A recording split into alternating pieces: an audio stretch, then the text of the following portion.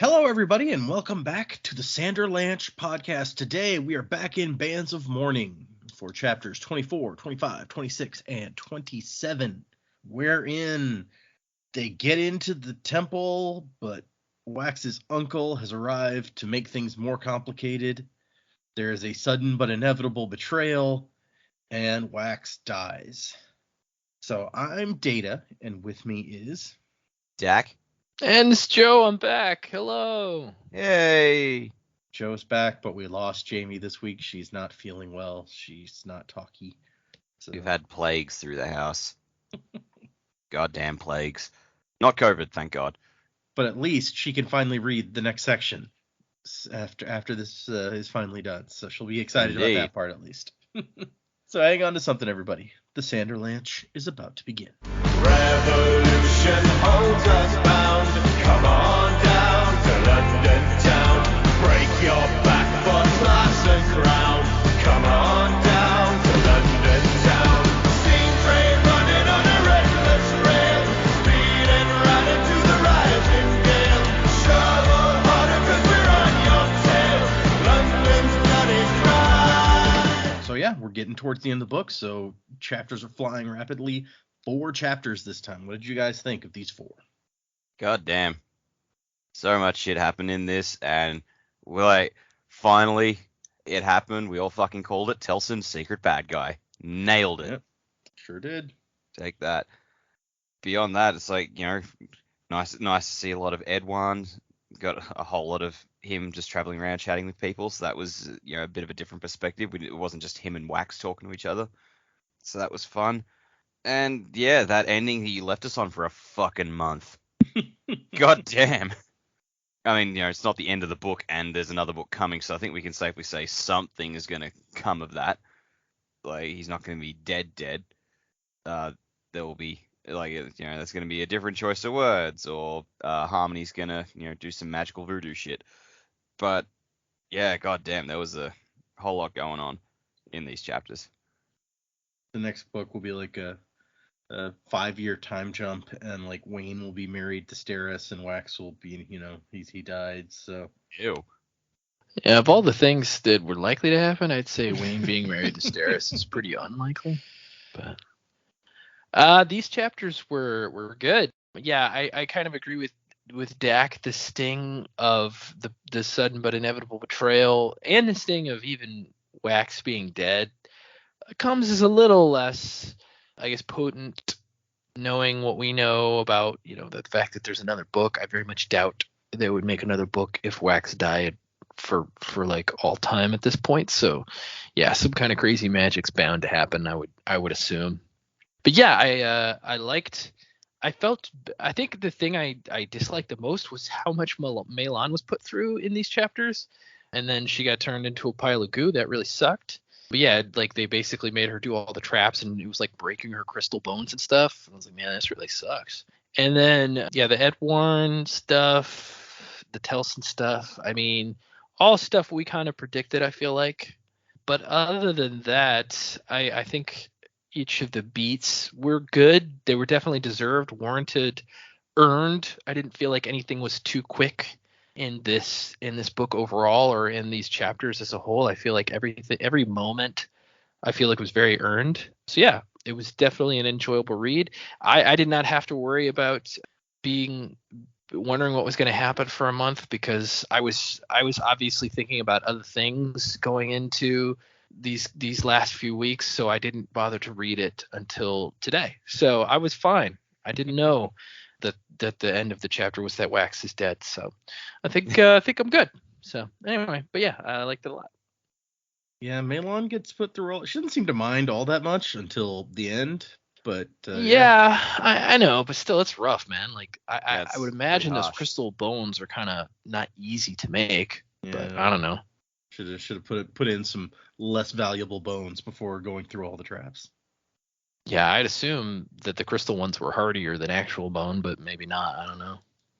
It's an interesting I mean, point. she wouldn't want to crush, you know, you wouldn't want to get Breeze's hands crushed or something like that. So Oh, that was that other guy who had those. I know who it was. I was making Bob a joke. point. Chandra, whatever his name was. Yeah, it was I don't know. Yeah, I guess it's really lucky that they had her along, because that would have been a bad situation otherwise. Not even Wayne can do the stuff that Malon can do. It's true. He'd probably Yeah. say that he could, but then find some way to weasel out of it. Probably. I like Dak's point about Edwin, though. It's like we've never really seen him interact with anyone else, so it's a different sort of show here. I mean, we got a bit of him and Miles in the first book. Oh, that's true. But- I'd forgotten about that. But Yeah, it was like, just one scene though. Yeah, and we didn't really know who he was, what his relation was to everyone at that point. So Mm-hmm. Yeah, it was just some guy that was described as Mr. Suit. We didn't really know much about him. yeah, But then we got Telson's name this time sequenced, so that was interesting. yeah, because we like that name's come up before, and we're just like, oh, I wonder who that is, and like, oh, Mhm. Yep. Someone even threw out, it's like it might be Miss Sequence or whatever. And Mhm. yep, turns out that is in fact the case. So there you go. And well, here, I guess we'll just get into it. I was going to start getting more specific on some of those details, but we'll just start into the chapters. There, we got a lot of chapters to cover this time. let's roll. Plus, at the end, Joe, you got to do. We got like new reviews and new patrons, so you're going to be busy. Oh, sweet. Oh, jeez. Okay. So we move into Marisi, Wayne, and Steris just hanging out, sitting outside the temple. Like, yep, we got a job, all right, just hanging out here. And everyone has weirdly different feelings about being sent out here to, hang out. Marisi is a little bit grumpy about, oh yeah, sure, you guys go and have all the adventure, do the Indiana Jones shit. I go out there and watch Wayne. Yeah, all right. I mean, So fair. Someone needs to. Someone does need to. And honestly, you don't want to leave Wayne and Steris by themselves, because that's just not going to go well. Well, the thing is, like, it's got to be either Wax or Marisi looking after Wayne, because those are the two people he listens to. Those are the two people he respects. Good point, yeah. Mm-hmm. Yeah, there's definitely no way Steris is going to tell Wayne what to do. And then Marisi just digs out the conjure spike and just gonna play with it. I'm like, all right, I guess it's a little bit of a valuable thing to just be fiddling with, but whatever. And she's thinking about the Lord Ruler being a horrible monster and killing people to create the conjurer, but also helping save Alec's people. So he's got good and bad qualities. Yeah, still don't buy that was him. Yeah, I was gonna say I know we've had some different theories about what's going on down there. I think all our theories amounted to that was literally anyone except him. Yeah, pretty much. Anybody except the guy they say it is. That's who it was. It's time traveling Wax. That's who it is. Oh, Yeah. Christ. Oh, wow. Is this like that one book where the guy becomes his own dad? What's that book? It's no, that's where he becomes his own grandpa. No, this book was written by the guy who wrote Fight Club, Chuck Palahniuk. And, I didn't know he did a time travel book. Yeah, it's a weird book. It's like somehow rabies lets him travel through time. It's real strange. What the fuck? Yeah, you gotta check it out. I don't remember the name of it, but it's pretty wackadoodle. But yeah, like the guy ends up being his own dad at the end of the book. It's pretty crazy. Yeah, that one. It's called, the full title is Rant, an Oral Biography of Buster Casey, is what this says. Mm-hmm. Yeah, it's a weird book. I was on a real kick of his for his books right around the time I finished high school. I was like most young men. I was a fan of Fight Club, and I was like, oh, you know what? I'll read the actual book, Fight Club. I bet that's pretty good. And I was like, yeah, that is pretty good. Let me see what else he's written. And I think I ended my Chuck Palahniuk love when I read Pygmy, because it was extremely weird and hard to read. And so I was like, yeah, you know what? I guess I'm done with him. Yeah, fair. This is the weirdest book description.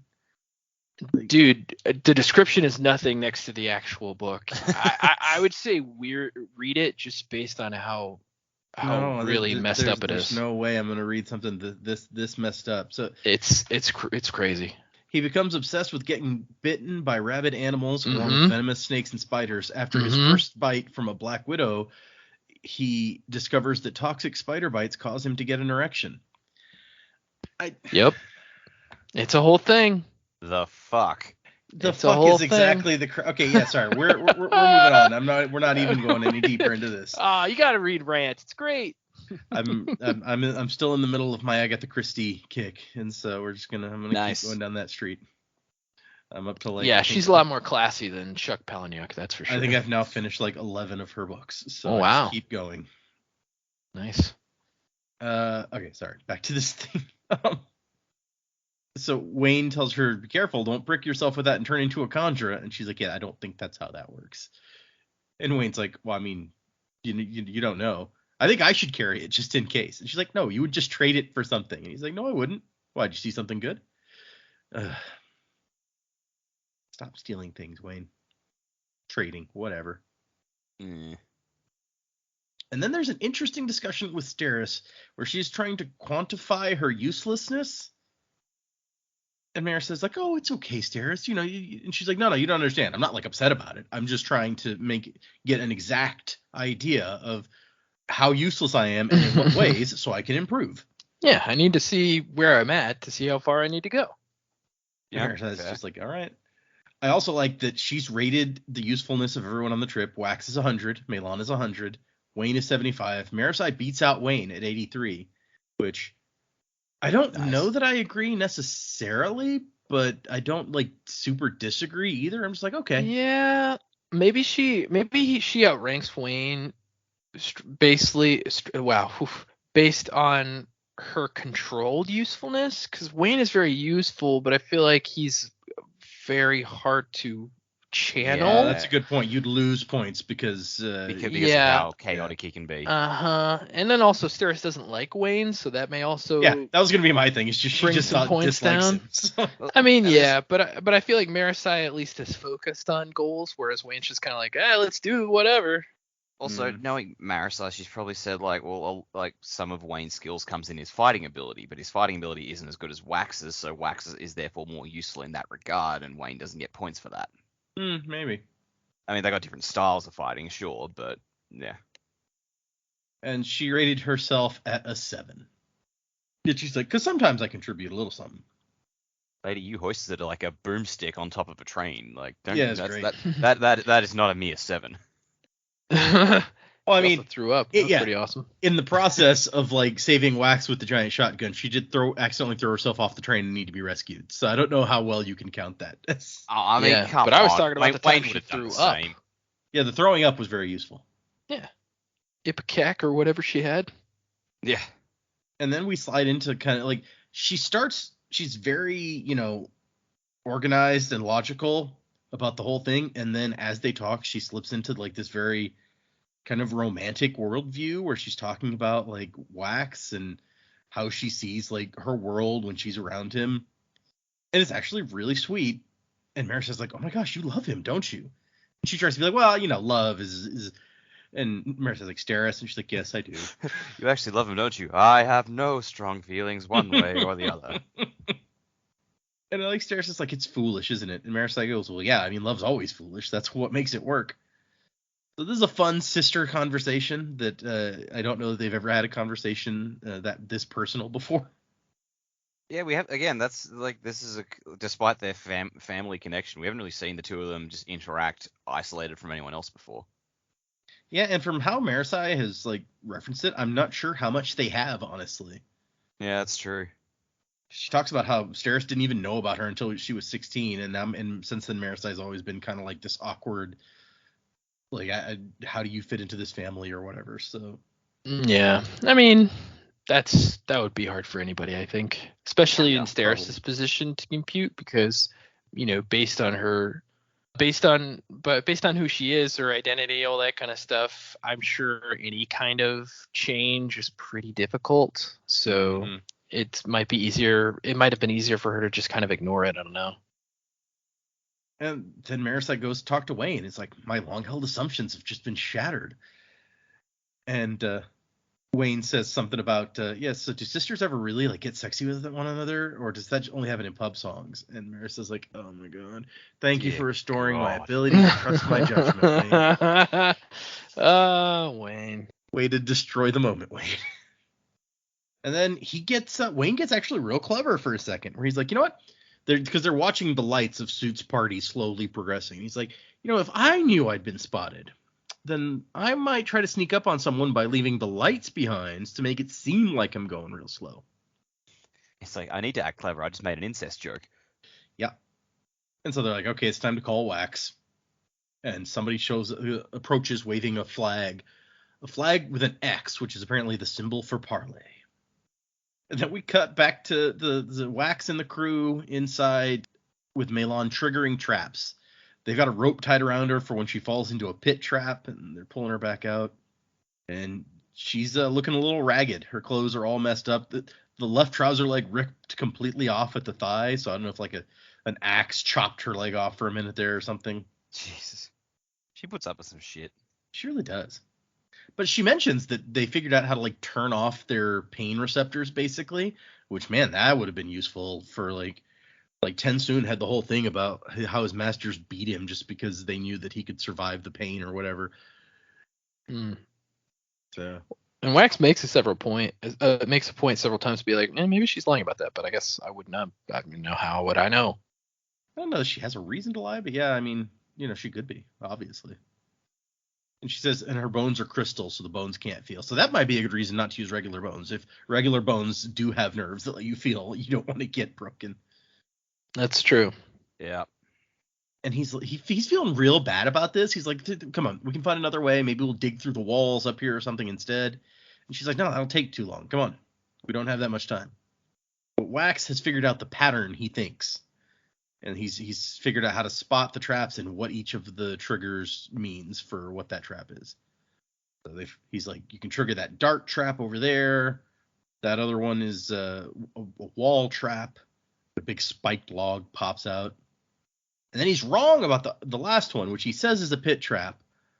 But when she triggers that one, which apparently the pits really go far down. She says, I hate those. They just keep going down. Makes me afraid of what might be at the bottom. Jeez, how much trouble must this place have been to build for like these priests? Holy crap. Imagine just lugging all the materials you need up the side of the mountain. Yeah. Mm-hmm. Well, of course, if you've got allomancy, it might be easier. I don't know. True. I mean, yeah, moving blocks or whatever up the mountain, or moving like, you know, a log that you've put spikes in up the mountain, that's tough. That's one thing. But apparently they had to dig shafts for these pit traps straight down into the mountain. I don't even know how allomancy could help with that. Yeah, well, you know those big like drill thingies that sort of spiral downwards. Like you get one of those, and you just get a whole bunch of coin shots pushing at the top end. Oh yeah, you push to twist. Yeah, no, that makes sense. And we know these guys have interesting technology that is unknown to the people in the basin. So who knows what kind of things they might have that could help with that sort of thing. Yeah. But this last one is not a pit one. Basically, a big block of ice drops down. And Melan's like, what the hell is that? And Wax is like, maybe it was acid? It looks like it was stored up there as a liquid and then separated over time, and part of it froze. And Melan just stares for a long time. He's like, what? She did nothing. So I don't know if she may just not want to reveal that acid can kill them. Mm-hmm. Yeah, I would assume that that's a Khandra secret that they don't try to get out there. Yeah. Or I do wonder if she thinks for a second, like, did someone build this trap specifically to catch Khandra? Maybe. So. Yeah, probably both. I mean, if it really was acid, why else specifically would you need acid if not to kill a Khandra? I mean, you can kill a person with acid, but it's more likely that you'd kill a Khandra with it. But if it's also like one of the last traps along, maybe they assumed like, yeah, Khandra could make it past any of this, so this one will get them. Yep, or maybe even like, we've lulled a Khandra into a false sense of security this far. Now you trick them, you nail them. Yeah. But who knows if the Southern Scadrians even knew about Khandra? I mean, whoever, the Lord Ruler or whoever it was, may have known about Khandra. I mean, if it was Lord Ruler, obviously he did know about Khandra. He created them. So that's just a weird, like, maybe he knew. I feel like I've forgotten something. Shit, my blob monsters. Yeah. Oh yeah, those guys I make with 2 spikes, but not the big guys with the stretchy skin. The other guys that turn into people. Then they find a big door. And inlaid in the door are circles with symbols. And Alec does not recognize them. Nobody recognizes these symbols. Which, I really want to know at this point. I'm like, can you show us the symbols? Like, I want to know, because in a little bit they're going to push them. They have the secret code, and Edward's like, the sovereign was supposed to know what these meant. So I'm like, well, now I want to know what they look like. Like, maybe I know what they mean. Right. Yeah, and they only describe like one of them, so it really doesn't really tell us anything. Then Wax and Telson have kind of an odd conversation where she's like, do you ever wonder how you got where you are? And she's just like, I've over half my life is gone. Shouldn't I have a clue what it's all about? I do wonder how honest this statement is. Like, is she trying to connect with him? Is she telling the truth despite, the fact that we know she's on the other side? Or is this all bullshit? Yeah, I don't know. It kind of struck me as genuine at first, but then I thought, well, I mean, maybe it's not. I mean, I really couldn't tell. I don't really understand the purpose of the conversation if it's ingenuine to make a false connection through this sort of conversation. Seems a little confusing to me, especially because internally Wax is like, no. Yeah, it's just kind of funny. I don't feel like an adult pretending, or a kid pretending to be an adult. I am an adult. I have had adult all for a long time. Yeah. I've seen some shit. He has seen some shit though, so it's true. He killed his girlfriend twice. Wife. Yeah, same, whatever. But yeah, I wonder what kind of shit she's seen. I don't really know. Yeah, so they've gotten to the end of all the traps and can't figure out how to go forward. So they're like, okay, let's go back and regroup. And this whole time, Wax is just bothered by this entire setup. He's like, why are we in an Indiana Jones movie? Does this really make sense for like what the priests would build for the sovereign to come back and find his shit? And Alec tries to argue. He's like, oh, I mean, the sovereign wouldn't be hurt by traps.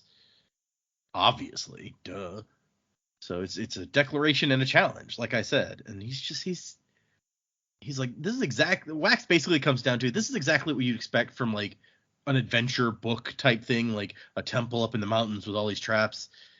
Maybe it's too close to like the stereotype of this sort of thing, basically.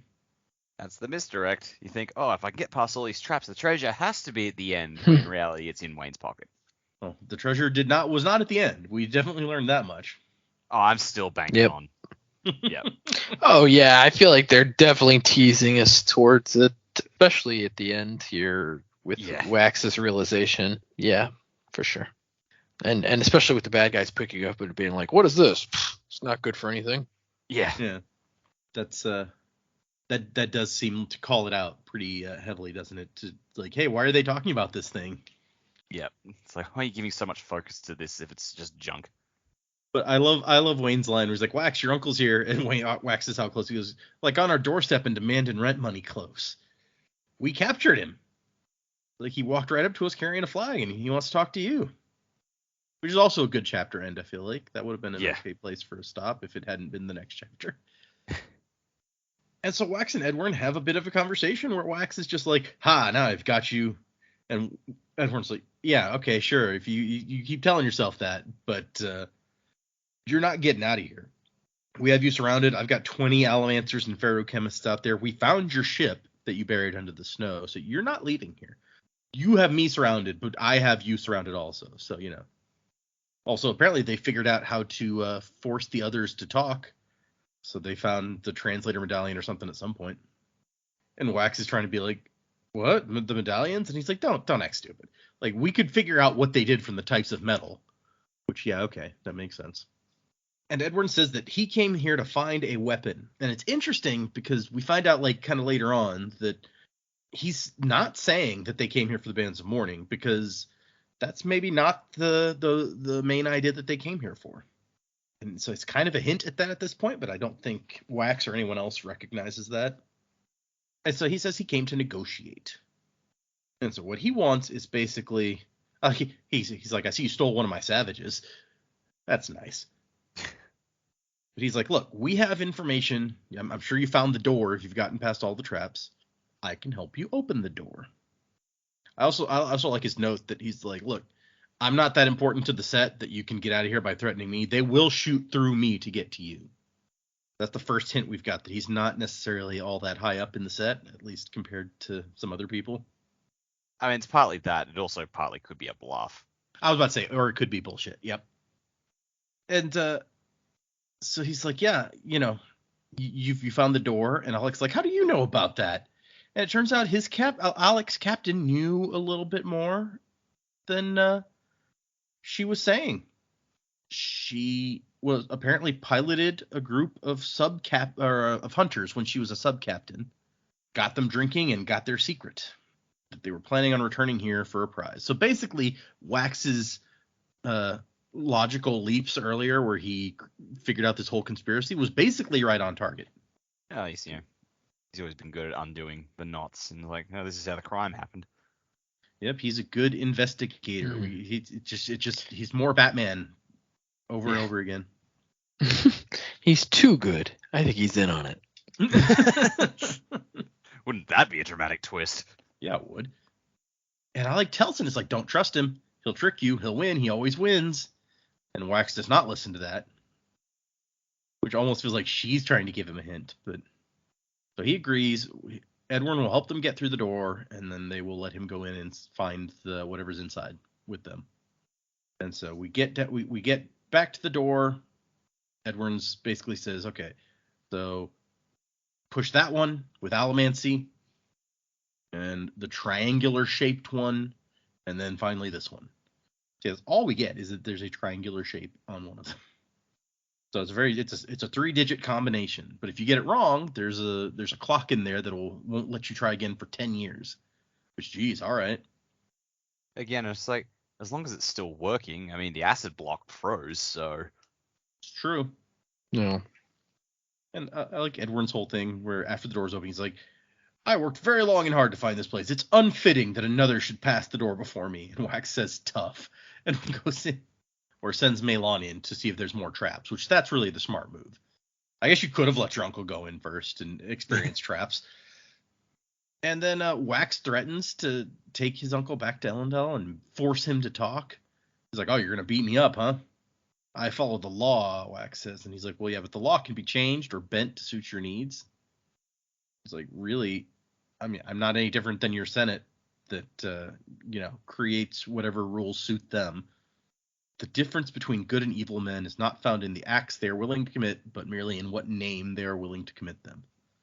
Which is a very dour outlook, and I don't necessarily agree with you here.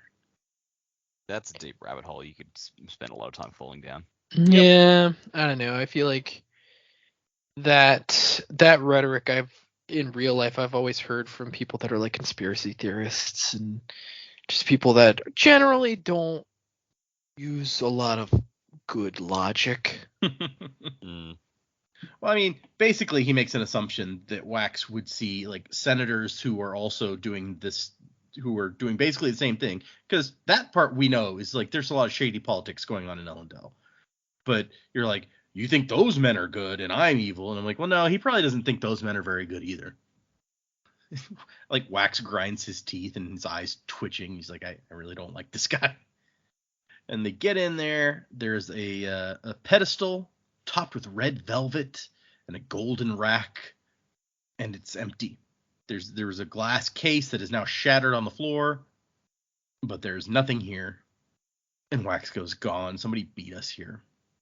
Which, if that's what happened, they were much better at getting past traps than you. Yes. That's like, anytime they even think that for a second, my mind goes to like, dude, what are you talking about? Did you see all those traps? There's no way that they got through all of those traps, didn't set off any, and got the shit. Like, doesn't make any sense, man. Like, is it either that or they, like, after they got the thing, they went and reset all the traps? There's a secret back door, is I think a much more likely explanation. That would be hilarious, actually, if like there's text at the beginning or at the entrance to the temple that only the Sovereign would be able to read, and it's like, don't enter this way, go around back and like hit the secret button, and there's no traps. That would be fucking funny though. Yeah. Hey, boss. There's a secret door in the back. You just speak friend and enter. It's like they're looking at this sign. It's written in this mystical language none of them recognize, and then like they put on the translator thing. It's like, oh, this just says no entry. it's, it's like deliveries only. But yes, I do like that at the beginning of the next chapter, when they discover that the bands of mourning have been taken, everyone looks at Wayne. He's like, hey, what? Why is everybody looking at me? And Marasai goes, just a natural reaction. See, I like to imagine even Edwan is looking at him, and Wayne's just like, dude, you don't even know me. Yeah. Like, the fuck, man? And Tilson, like they're both just staring at him, just like, and he's just going, just like, what the fuck? Like, we barely met. Yeah. And I know that Wayne is described as short, but I did kind of think it was funny that Telson and Edwarn both are just like the short one. Yep.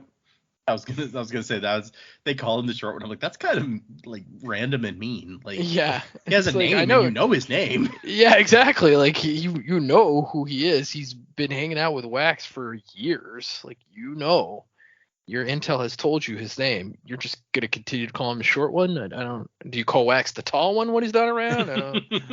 I'm confused. Well, so maybe it's like they don't know what his real name is because he keeps changing identities every time he puts on a disguise, and it's like, Yeah. is this the real I name? mean, No. I would have to guess that it's just based on them thinking he's so beneath them that they're just not even going to refer to him by his name, and they're just going to call him the short one. I'm just spitballing here. Oh yeah, no. What's his name? Krillin? Owned. So Wax tells everyone, like, hey, be careful. There's pit traps on either side of this, and also that spot over there, a sharpened blade will come down from the ceiling. And because Steris and Wayne and Marasai weren't here for the whole him figuring out the traps thing, Steris is like, how does he know that? And Wayne is just like, Wax has a natural affinity for things that kill people, or for things what kill people.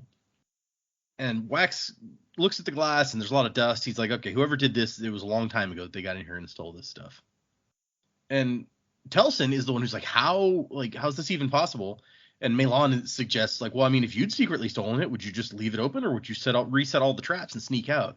And Wax is like, no. No one is going to reset the traps. Like, somebody comes in here, gets, like, this super valuable artifact. They're not going to waste their time going back and redoing all of it.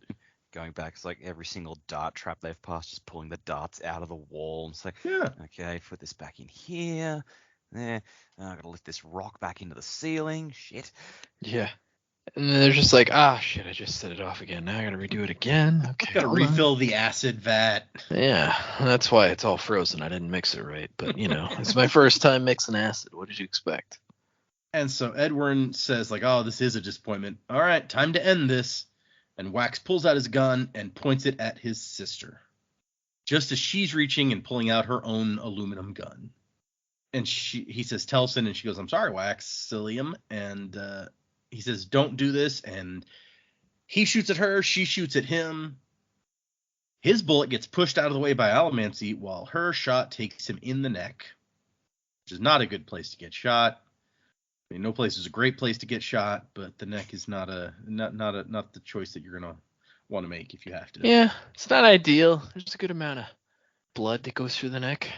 Yep, a lot of large blood vessels, as well as, like, stuff that you need to breathe, and your spinal column. There's just all sorts of stuff in a very small area, basically. But yeah, and Marasai also shoots at Suit, but her bullet also veers away via Allomancy. And then her weapon flies out of her hand. And so, yeah, this is not... they're at more of a disadvantage than they anticipated. Edwin was an Allomancer. Telson was in the set. This is bad. Yeah. Wayne goes after Suit with his canes and smacks him, but Edwin doesn't even flinch, it says, and then uses his own cane with its bands of metal to push against Wayne. And then Marasai tries to go for Suit, and her metal reserves disappear as she grabs him. But not only is Suit an Allomancer, but he has definitely more than one power going on here, which we do find out more about later. I'm sorry, Telson is the one who causes her metal reserves to disappear when she tosses another one of those cubes at them. But Telson also has some powers happening.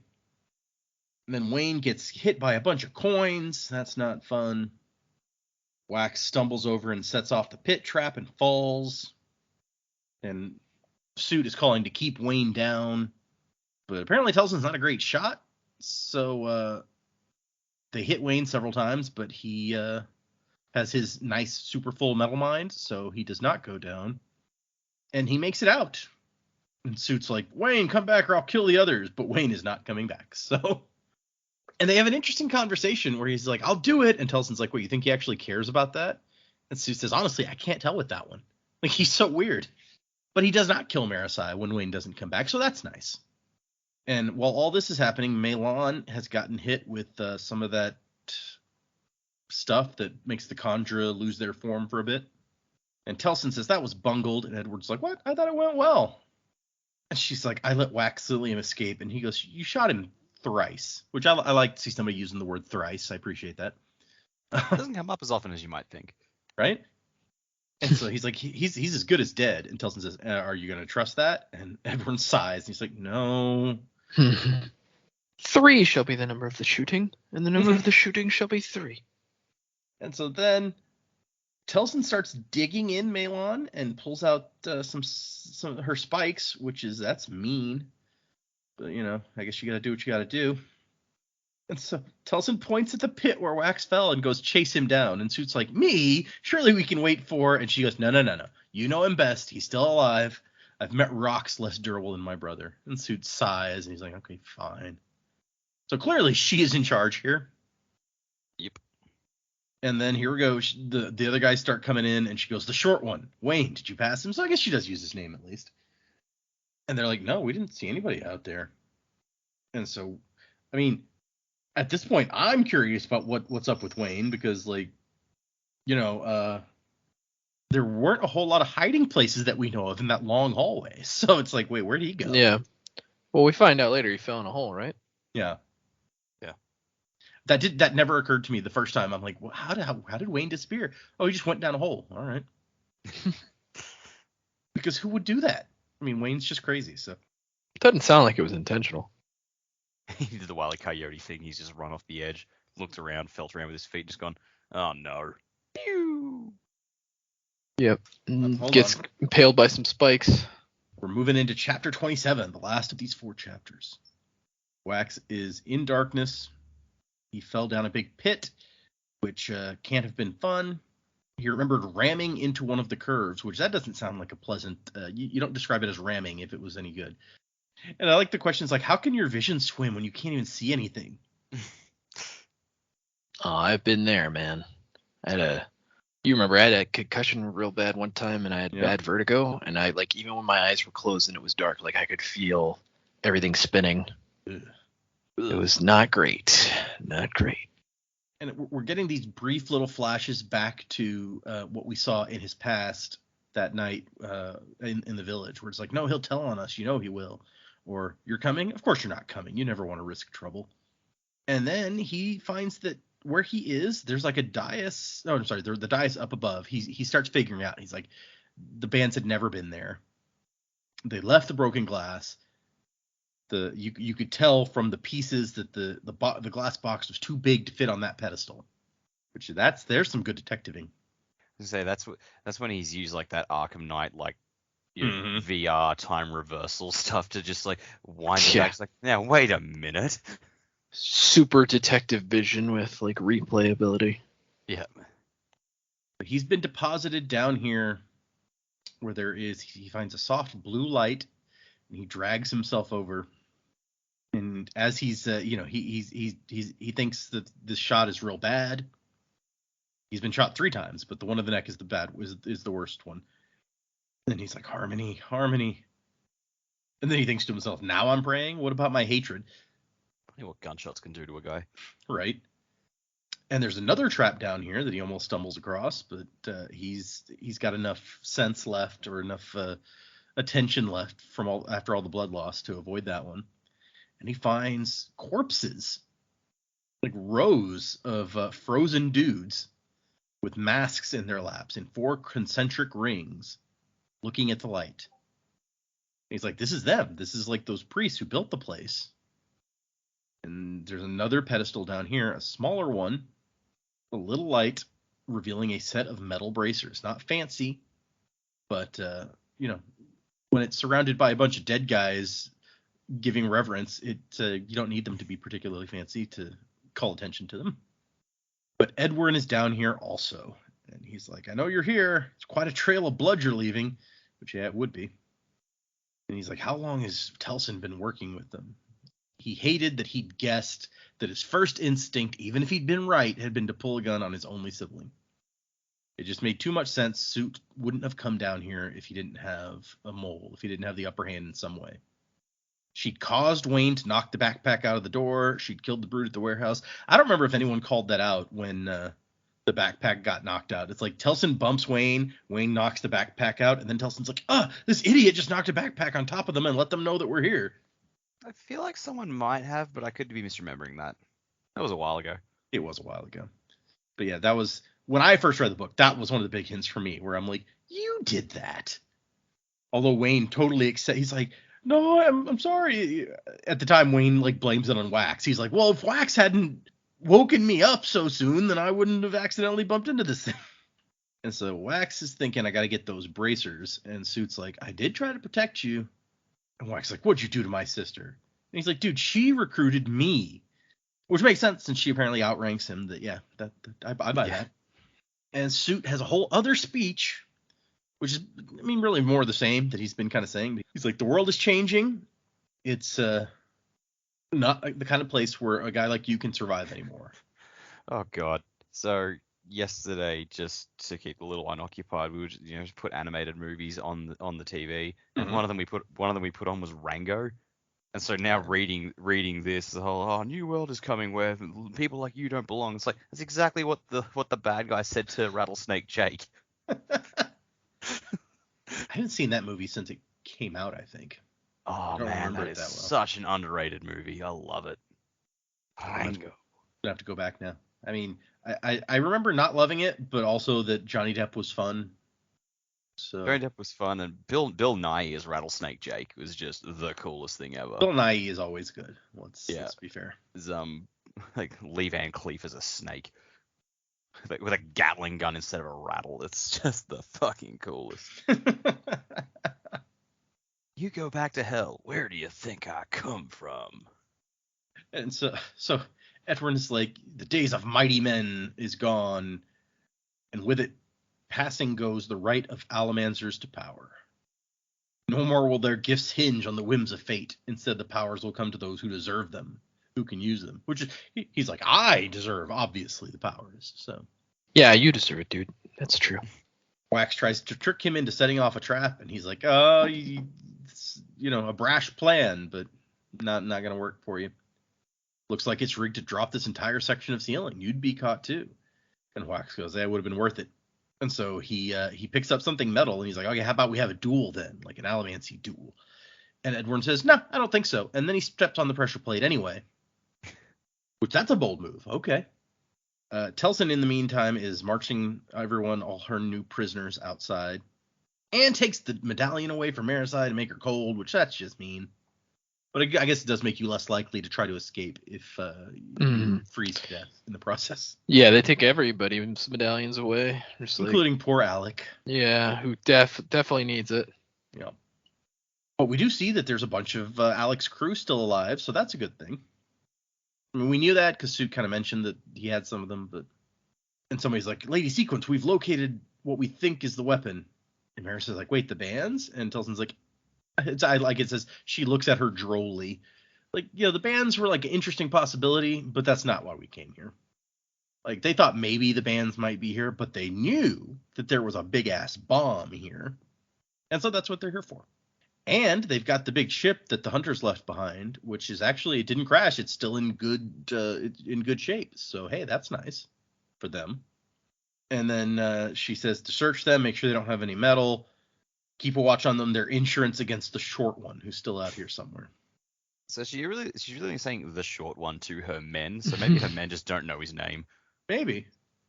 But then they're like, it was just any short guy who pops up. They're going to be like, get him. Yeah.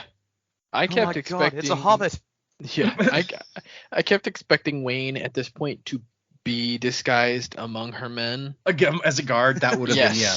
And then turn the tables on everybody, but unfortunately that did not happen. We cut back to Wax, who is getting crushed by rocks, which that's not great. Yeah, he's having a bad day. He is having a very bad day. And meanwhile, Suit's over here, like, he gets hurt, but he heals. He's like, you know, the trouble with heme allergy is its limitations. Yeah. If you kill a guy to steal his abilities, the resulting gift to you is weakened. Did you know that?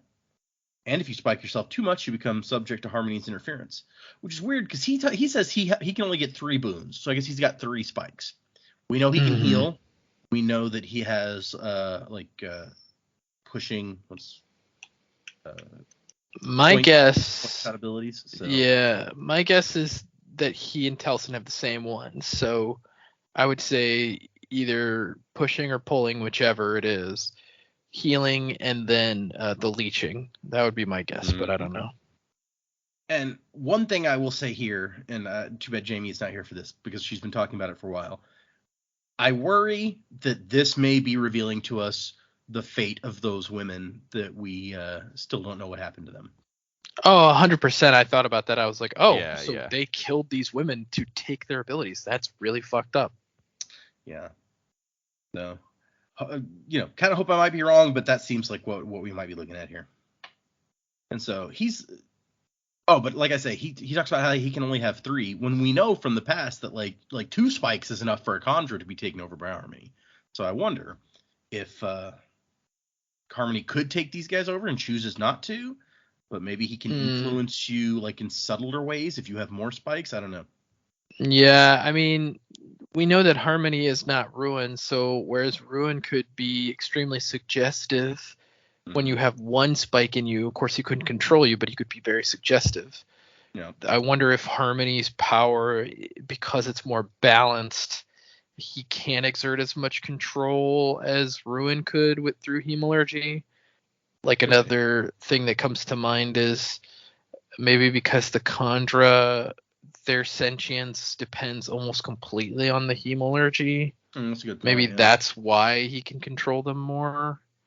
I mean, there's that, but he was also controlling the Inquisitors through their spikes, and they're just regular humans who got spike driven. So yeah, but they have a bunch of spikes. Yeah, but they have a bunch. Yeah, true. And we never saw an Inquisitor with only like 3 or 4 spikes. It was just right. Like they had all the the full set. I don't think. I mean, I guess maybe they had quick healing. Did we? So they had a standard set of like 7 or 8 spikes because Marsh talks about it when he pulls them out to make them collapse. But I think later on we do find it, and maybe it was in the 3rd book in like the epigraphs. Mm-hmm. I think we find out that they did heal quickly and it required them to rest a lot. And so, and like Sazed mentions that it's like, that's why like they were always like, they were napping or whatever. That's right. I remember them talking about that. That sounds more like a ferrochemical ability, though.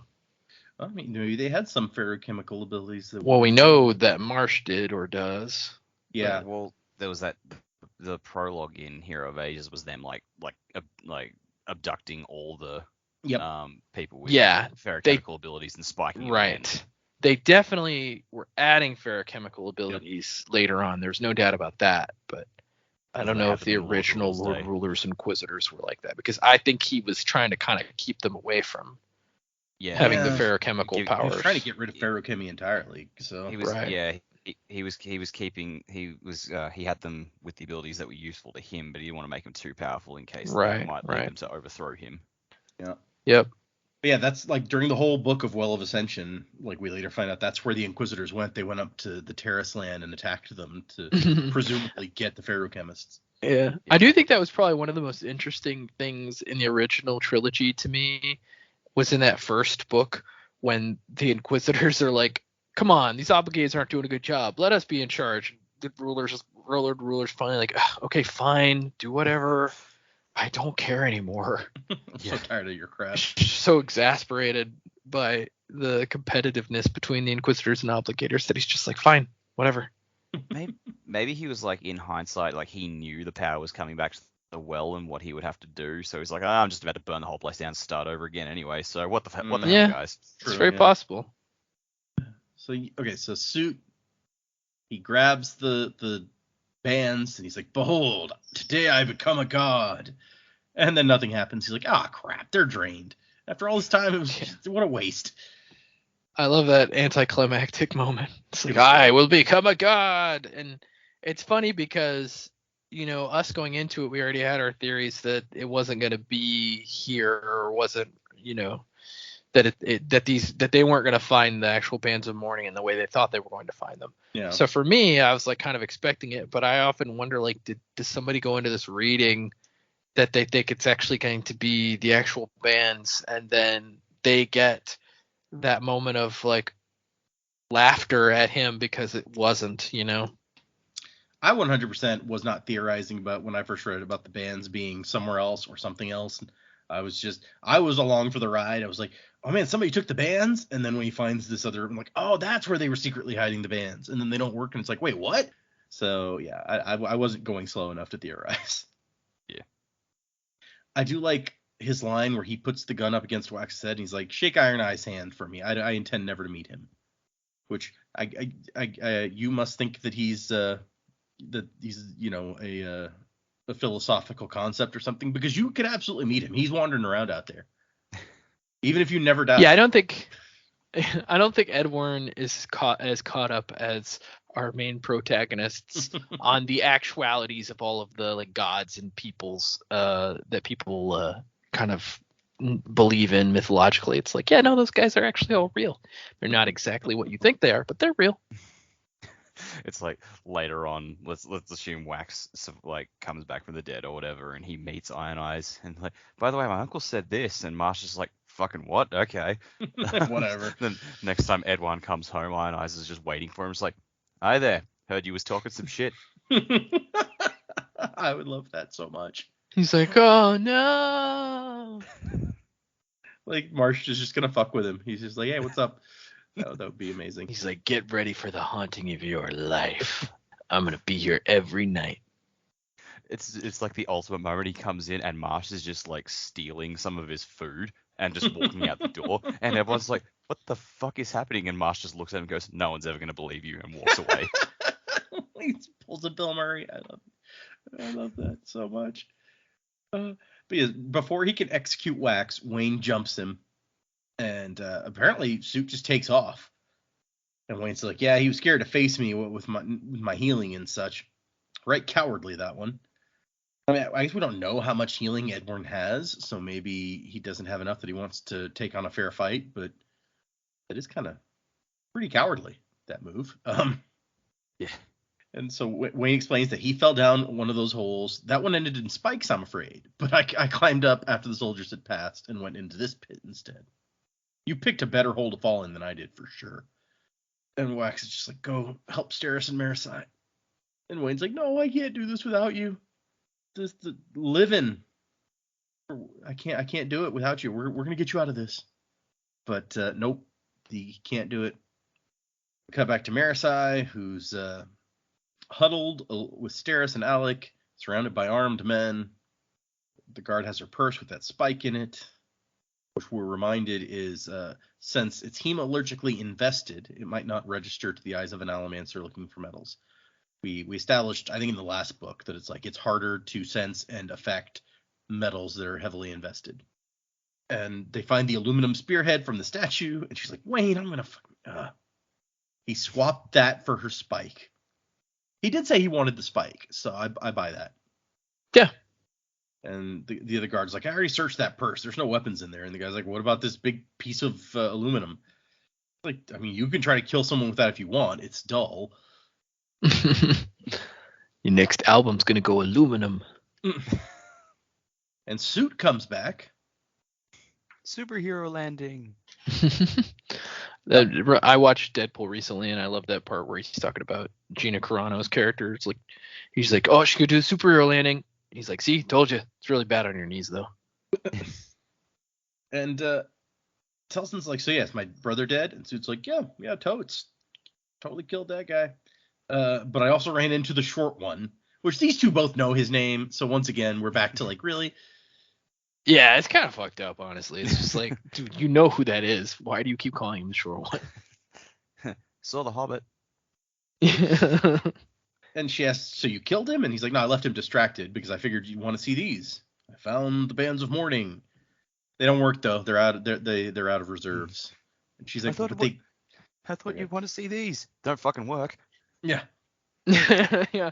Also, like, they're out of reserves. It's like, Edward, how stupid are you? Do you not understand how how they're supposed to work? It's like they can't be out. She's like, but they grant allomancy too. So I mean, they can maybe be out of ferrochemical reserves because you do have to save stuff up, even if you have the power to use ferrochemy. And that's but if you've got allomancy, they're not out. Yeah. And so she's like, but they have allomancy, right? So nope, these are fake also. All right. And so she's like, so where are the real ones? Meanwhile, Wax is down there and he has figured it out without needing to see the example. He's like, no, that was too perfect. This was left here to fool us. This whole place with the stupid ass traps.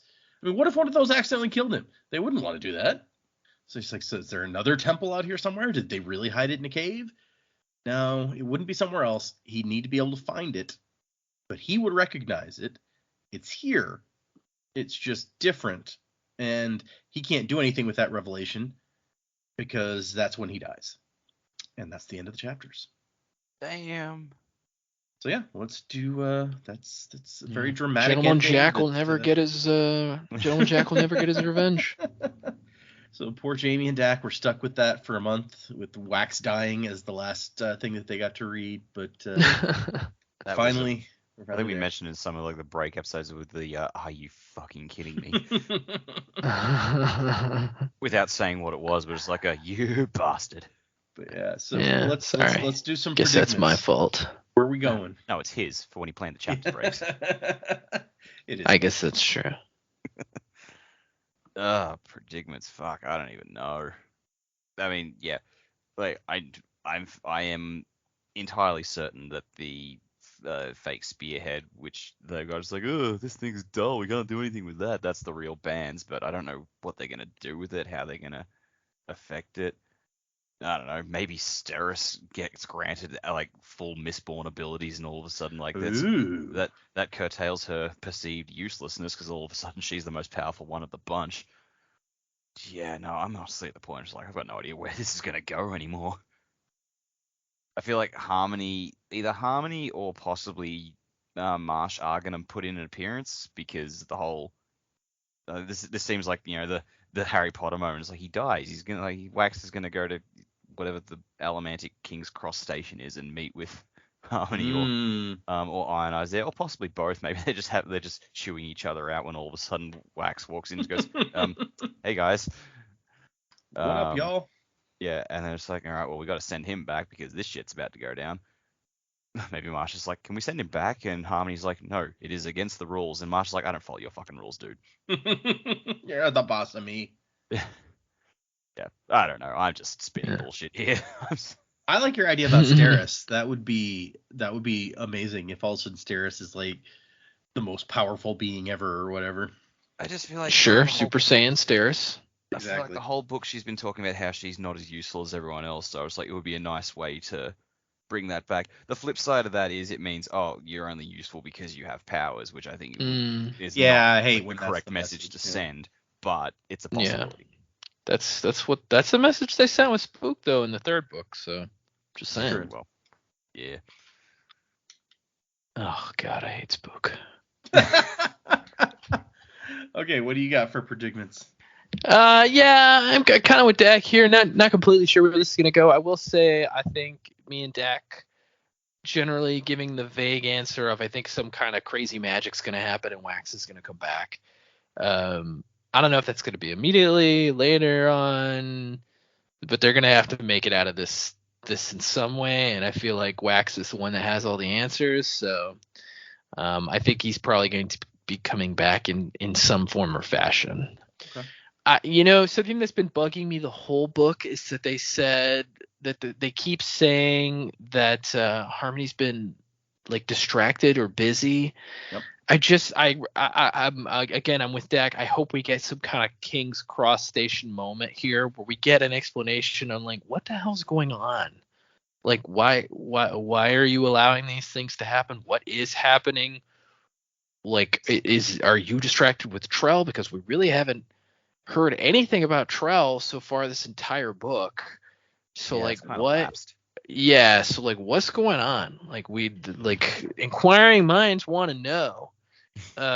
So I'm just hoping we get some answers. That that would be my hope prediction for this next part, is that we get some answers, which we are getting close to the end of the book. That's usually when answers are forthcoming.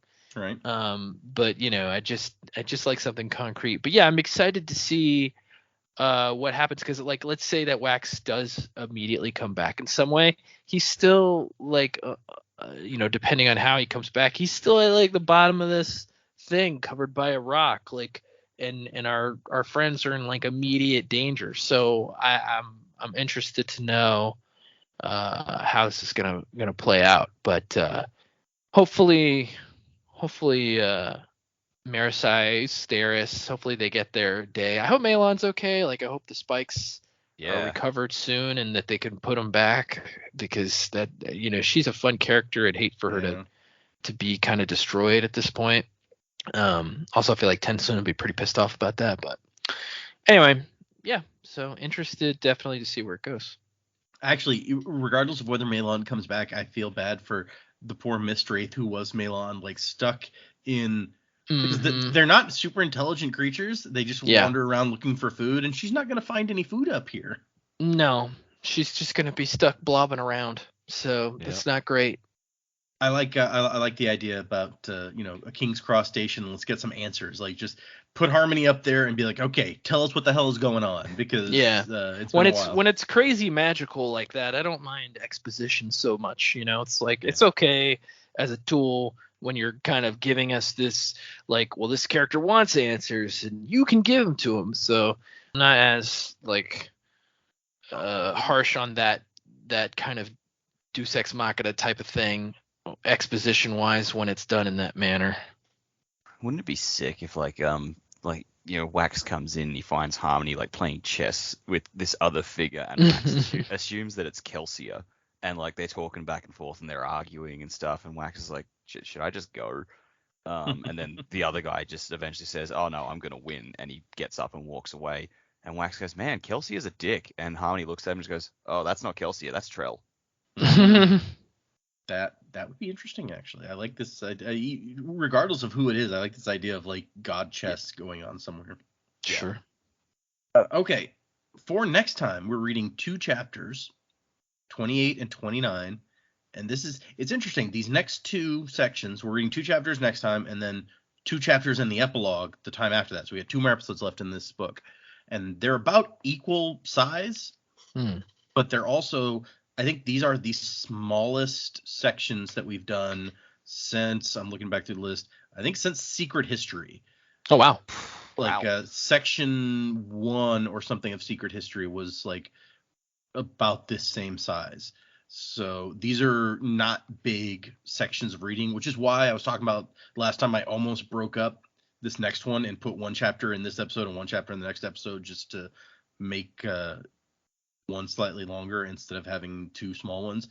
But chapter 27 was such a great place to end that I couldn't bring myself to do it. So 2 relatively quick episodes left, and we will have finished all of the existing Mistborn stuff. And really the timing will be pretty good, because we'll probably have to skip next week because I will be at Disney World and I don't think I'll be able to record. I should be able to record the week after that. So that means that we'll be right about, like, the last episode of this book will come out right about the week that the next Mistborn book comes out. Oh, wow. Good timing. So whether we end up reading that next, I don't know yet, but it'll be for everyone listening to the show and using this to help their reread before the new book comes out. The timing will be really perfect. So that's cool. I don't have any of the emails I want to read this time, because we have a couple, but they're like for the end of the book, basically. We have, let me check the new reviews. This one is, the title says, great for those new to Sanderson. It is from LOZZD 1234567 from Ireland. Oh, cool. Does it say what part? No, it's just Apple Podcasts Ireland. Yeah, okay. Found this podcast when I first started Sanderson about a year ago. It's great for people making their way through the Cosmere for the first time and felt like I was sharing the first time experience with friends. That's lovely. That's a lovely, lovely review. Let's see. Allomantic powers. It's been a while since I've done this, so I'm trying to think of a good one. You know what? One of my favorite allomantic powers, even though it's subtle, is the smoker power. So I'm gonna call you Smoker, man. That was a great one. Okay. Enjoy smoking. That doesn't sound good. Just Smoke. Are you smoking yet? We have 4 new patrons since the last time Sweet. Joe was handing out powers. So Yeah. let's go down that list. The first one is Josh at the Ska level. Josh at the Ska level, huh? Josh, you're a sentry, my friend. You store that wakefulness. Yeah, that's good. I don't know if we used that one yet. I bet we have, but it's fine. It's a good one. The next one is Garrison, also Ska level. Garrison, wow, I should have called him the sentry. That would have been funny. Nah, for you, let's see. You are a connector. We don't see a lot of Duralumin. We don't see a lot of Duralumin. So or Duralumin. That's the kind of metal that gets used in those the translation. Yeah, they connect people. That makes sense, right? Yep. Well, I mean, the translation medallions, I guess, connect him to the land or whatever is what he said. So that makes him think that he's. Yeah. So yeah, that's a cool one. Okay. Next one is a longtime user of the Discord. Talked to them a lot on the Discord actually, but they've just joined up as a patron. It is Retro Rocket. Oh, Retro Rocket. Yeah, Retro sent emails too, right? Yep, indeed. Yeah, Retro. Ah, sweet. Retro Rocket. Sorry, at the misting level, I should Ooh, mention. misting level. Yeah, Retro Rocket. You're a fire soul. You got a lot of warmth and you store it.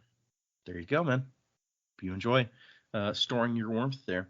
And the last one is a Shard of Adonalcium level. Ooh. Although they upped their pledge considerably from that. Oh, wow. Very generous is Jaymee. Jaymee, your generosity has earned you the faring power of being pinnacle. You're at the pinnacle.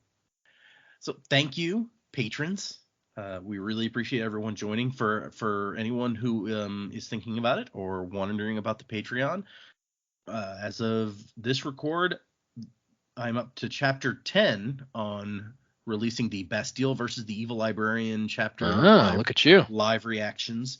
So this is the most recent episode is also the first one that is multiple chapters instead of just one chapter. I started doing 3 chapters at a time. So this was 8, 9, 10. And I think that only leaves 3 or 4 more episodes before that book is done. So that's what is being released now for our patrons is me reading the newest Brandon Sanderson book, Bastille versus the Evil Librarians, and reacting to the chapters. And soon we will be getting the same for The Lost Metal, which is releasing next month. Ooh. And using that as a transition, Joe and I will be at Dragonsteel MiniCon for the con. The release, right? Of The Lost Metal. Yep, ends with the release party for The Lost Metal. Nice. So we will be there for that. Be on the lookout. I think the decision is that we're gonna do some T-shirts so that people can recognize us and come up and be like, hey, we're gonna have some promotional items to hand out. You can come up and get some if you're interested, and spot us walking around the con. So we hope to talk to lots of listeners while we're there. Anybody? Yeah. If you guys can make it to Utah, I think they've got some more badges up for resale, right?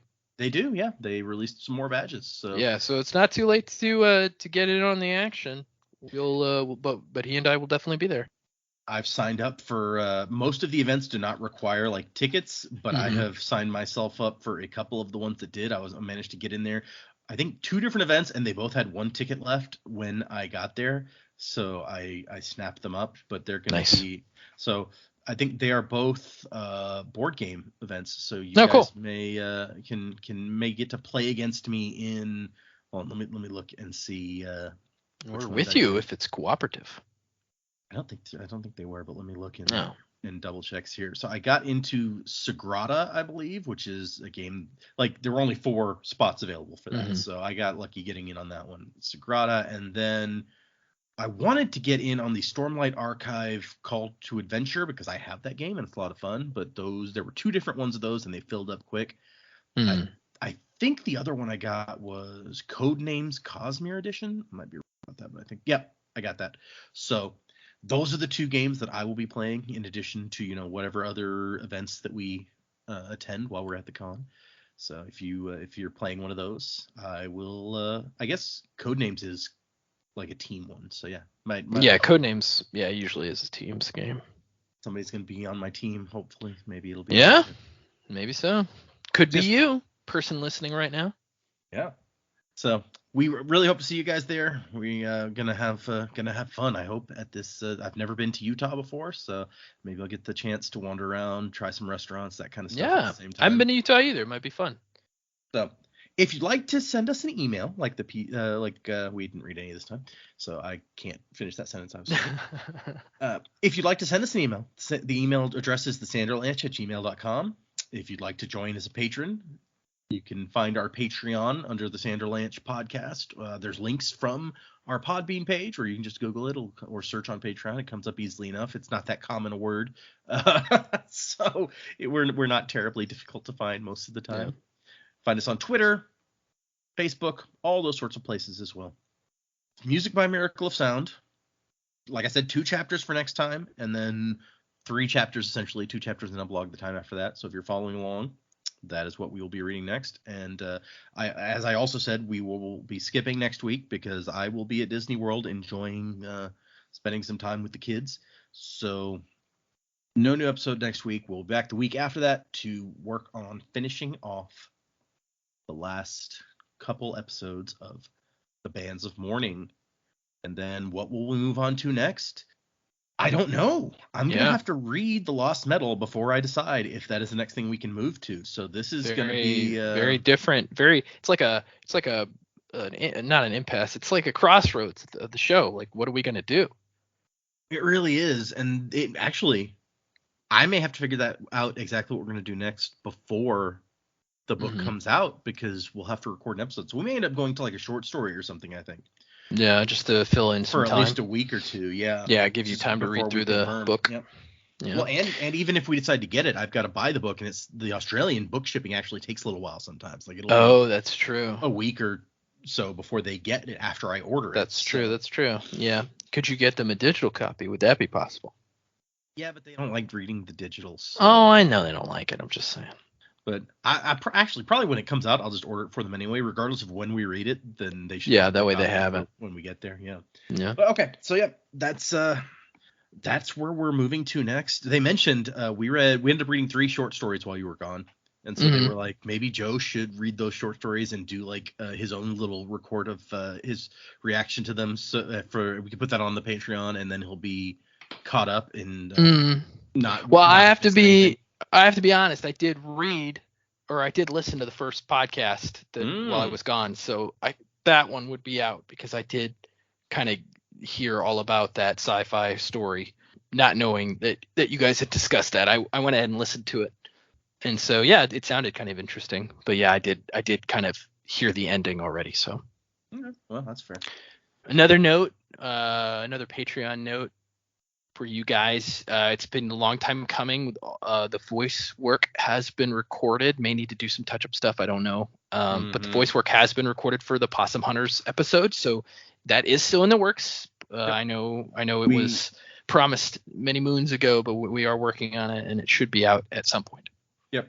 I think last week was the first time that I mentioned that actually. You did? I haven't listened to that episode. It had been, it hadn't even come out yet, but as of the time we're recording this. So, but yeah, it has been recorded, and as of last week, I was like, every minute of my editing time has either been on an episode of the Sanderlanche or on the chapters that I was putting out for for Patreon. Since then, I have started editing, but not made much progress because once again, I was still working on the episode that'll be coming out Monday. Yeah. So I've made a small step forward on that, but yes, we're hoping to get that out at some. It's gonna come out at some point. We're hoping to get it at some point. Yeah, hopefully sometime soon is when we will get the Possum Hunters adventure for our patrons. So if you're interested in that sort of stuff, get ready. It's coming. I hope you guys have enjoyed the content. I hope our patrons have enjoyed the stuff that I've put out so far. As I've said before, if you have suggestions or anything, please feel free. I am more than happy to try to change up stuff or take it under advisement if you've got some suggestions for how to improve that. I'm calling you. I guess you may not know it because I don't know if I mentioned it, but I'm calling it Before the Sanderlanche since it's me reading books before they would have come out on the podcast. Oh, really? So I was like, if somebody has a better title than that, I'm willing to listen. But that's what I came up with. So. Yeah, the Sanderlanche Files. I always like a title that says Files in it, but that's just my thing. If we do you reading these other two short stories and react to them, that might be what to call that one, since they are stuff that has been on the show. And so okay. Right. Yeah, or like if it's me specifically, you can call it like the Sanderlanche : the Joe Files. That's good too. Yeah. Okay. Well, thank you everyone for listening. 2 chapters for next time. Although no episode next week, as I said, it'll be the week after that. Thank you for, I know we just had a skip last week also, so thanks for sticking with us, guys. Things can get crazy. What can you do? But we appreciate everyone, especially the patrons. You guys are amazing. We love that you feel so passionately that you want to support the show in that way. But for everyone who listens, who sends emails, whatever you do, we really appreciate it. And wasing to the time of next. Colo?